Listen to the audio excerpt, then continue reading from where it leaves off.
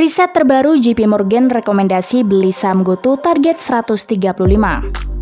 Bank Investasi Global JP Morgan mempublikasikan riset terbaru perihal saham emiten teknologi PT GoTo Gojek Tokopedia Tbk atau GoTo. Meskipun saat ini berada dalam tren melemah, JP Morgan tetap merekomendasikan pembelian atau overweight dengan target harga 135 per saham. Dengan harga saham GoTo ditutup di 84 per saham pada sesi perdagangan Jumat 25 Agustus 2023, masih terdapat potensi peningkatan sekitar 60%. Sekuritas asing itu beralasan GoTo memainkan peran penting sebagai proksi ekonomi digital di tanah air. Di sisi lain, populasi kelas menengah sebagai pengguna aktif aplikasi digital terus meningkat diimbangi dengan daya beli yang baik.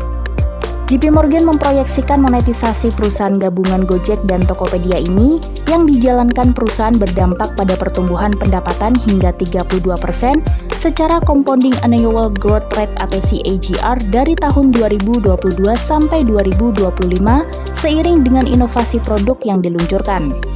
Selain itu, GoTo bisa mencapai EBITDA yang disesuaikan impas dalam kuartal 4 2023. Kedepan, JP Morgan memperkirakan EBITDA disesuaikan GoTo akan mencapai positif 8,2 triliun pada 2025. Manajemen GoTo juga memperbarui EBITDA disesuaikan untuk sepanjang tahun 2023 pada kisaran minus 3,8 triliun sampai 4,5 triliun.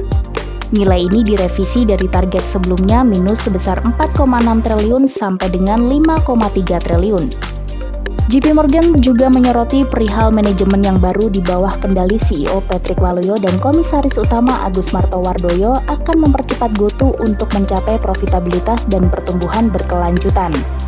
Dalam berbagai kesempatan, Patrick Waluyo selalu menegaskan tidak lagi melakukan bakar uang secara berlebihan untuk mengejar pertumbuhan.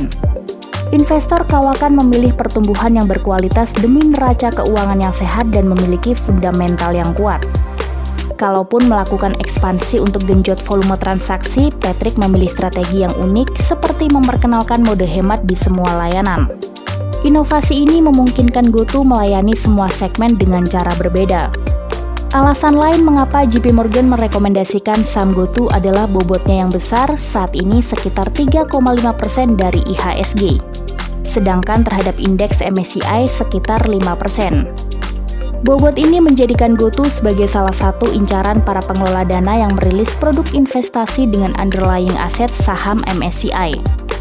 Sementara itu, analis Morgan Stanley Divya Ganga Harkotial dan Puja Bhatia dalam publikasi risetnya juga menyematkan rating Equal dengan target harga di kisaran 131 setiap unit.